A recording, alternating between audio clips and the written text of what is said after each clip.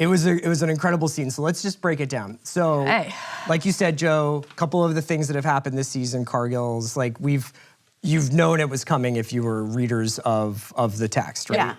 Yeah. What was your reaction when it becomes apparent, like, Rhaenyra is going to get into this sept and she's dressed up as this? Yeah, I just lost my mind. Stefan impersonating a septa and septon. Septa Rhaenyra is one of the best things I've ever seen in my life. Making it work. Yeah. Oh my God. Yeah. Emma's face is just dashing everything up all the sleeves. Yeah.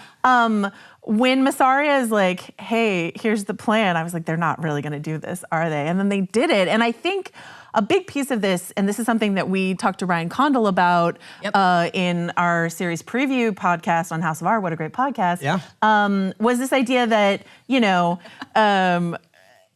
we love watching Emma Darcy and Olivia Cook together, or we love watching Emma Darcy and Matt Smith together. And when the plot pulls them apart, what do you as a showrunner do, with that chemistry that you found? Like, how do you figure out how to get them back together? And he was basically like, we've got some knives up our sleeves, we'll see. And this is like, yeah, exactly. And he didn't say that, but like, it was like, this is one of those moments where it's like, there's a version of this story where we don't see Rhaenyra and Alicent in a room together this season, possibly, who's to say? And like the fact that they engineered this moment to make that happen, to give us these two actors who work so well together, and these two characters who care about making a connection together, I don't care at all that this isn't in the book. And in fact, something that Mallory and I have talked about a lot is this idea that in this point in the book, Rhaenyra is a bit off the board in terms of, and like, the Black Council was certainly like trying to make that official in this episode. They're like, well, just secrete you away. We'll be a distraction. Yeah, you go take a break. But there's like a couple passages in the book where they mention her being so broken by what happened with Luke, like who can blame her? But it's all like quite gendered the way they talk about it. Like here's one: the death of her son, Lucerys, had been a crushing blow to a woman already broken by pregnancy, labor, and stillbirth. And they're just basically like, Rhaenyra's not involved. And so a couple things they've done already, Rhaenyra looking for Luke's body is one, and then this Mission Impossible, to King's Landing is another, is a way to keep Rhaenyra in the plot and active. But from the point of view of her council, she's absent. Yes. Yeah. I love that aspect of it specifically, because this episode, we're going to talk in a few minutes about the Sin begets Sin idea more, but all of that falls under the umbrella of like point of view and perspective, right? And so to put Alicent and Rhaenyra in this setting that ports us back to when maybe they were able to, if not see the world exactly the same way, at least share in unvarnished fashion their perspective with each other, right? You're my confidant. You're the person I can go to. Alicent, I'm going to bring you, Rhaenyra, here and teach you how to pray, teach you how to find some peace and closeness. And this, for Rhaenyra, is what action looks like in a way that like nobody else would really understand, to Joe's point. And that fits the character so well because like, think of how she received the news that they had usurped the throne at the end of season 1 and that harrowing fight with Daemon, who wanted to go to war, who just like her counselors who were still present at Dragonstone was advocating the dragon math and the action. And Rhaenyra was talking about the Song of Ice and Fire, which will come up again momentarily here.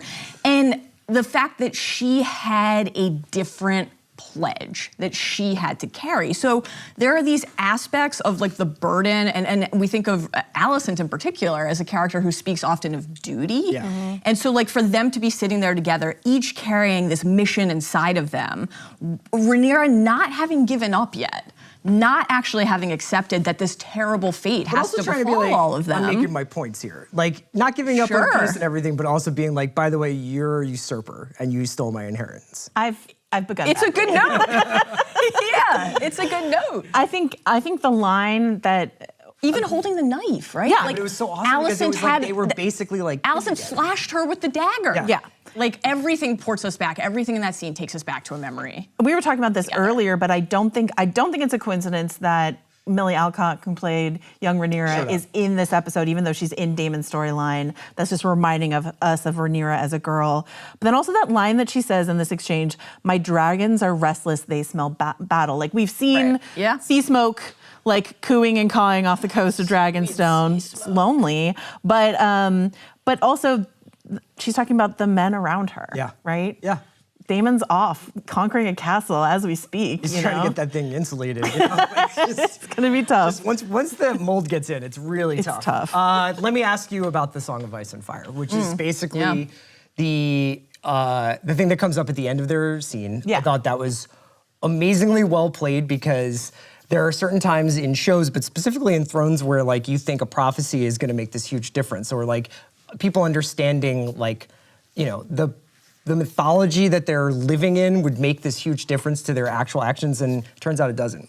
Turns out Alicent's kind of like, yeah, but like it's too late, you know, like the ball's rolling downhill. Yeah. Or does she? Like my reading of that was that Alicent believes Rhaenyra and believes that she may have gotten the Aegon part wrong, but is also like, too much blood's been spilled since that moment for us to just be like, hey guys, actually misread that dream. Let's run it back. The way that Olivia Cook choked out the Conqueror? The Conqueror? Like, I don't know about you, I never thought we would get this moment, ever. Not just them being together in this exact point of the story like this, but the acknowledgement that this great misunderstanding is at the heart of this. And we've been talking about this a lot on House of R, and I think we share the same perspective on this, that because I think some fans of House of the Dragon were unhappy with the end of episode 8 of season 1 and the idea that the dance would, well, it's I think part of what this episode is trying to tell us is it doesn't hinge on any one thing, which again we'll talk about more, but that the dance hinged in part at least on just a misunderstanding of something that an adult, decrepit, wilting, dying Viserys said as he Viserys continues to catch strays from you. Wafted off the man is mortal coil. Well dead. Keep your house in order, Viserys. We don't have the dance. That's all. But to make it active text, to make it something that the characters then have to confront is incredibly dramatically compelling. And this, much like Aemond and Vhagar, like the lack of control, it feels all of a piece with the theme, the hubris of control, which we're gonna keep coming back to because it is a central thesis of the show. And this idea that mistakes aren't just dramatic conveniences when you're scripting an episode of TV. They're human. And the characters who are positioned as closer to gods than all of the other figures in the world make mistakes just like everybody else. And that heightens the tragedy. We've been talking about this, about the people who are upset that these have been like crazy, wacky misunderstandings, you know. We prefer to start our characters in this very human place. It's very human for Alicent to have had this misunderstanding and then watch her sort of scrabble herself back in the corner of just sort of doubling down. Doesn't matter that I made that mistake, even like it's too late, Rhaenyra. Well, okay. You know, and like I don't think that Alicent is done processing this, but I think the vibe from this conversation is like, whether or not I made a mistake, these mistakes compound and compound and compound. And so it can start as a mistake, but you know, Aemond might have mistakenly lost control of Vhagar at the end of last season, but what will he do on Vhagar next? Can you tell people that? Other than Sylvie? The idea that she's going back and is gonna write an at King's Landing email is probably highly unlikely. Did you have a favorite part of that interaction?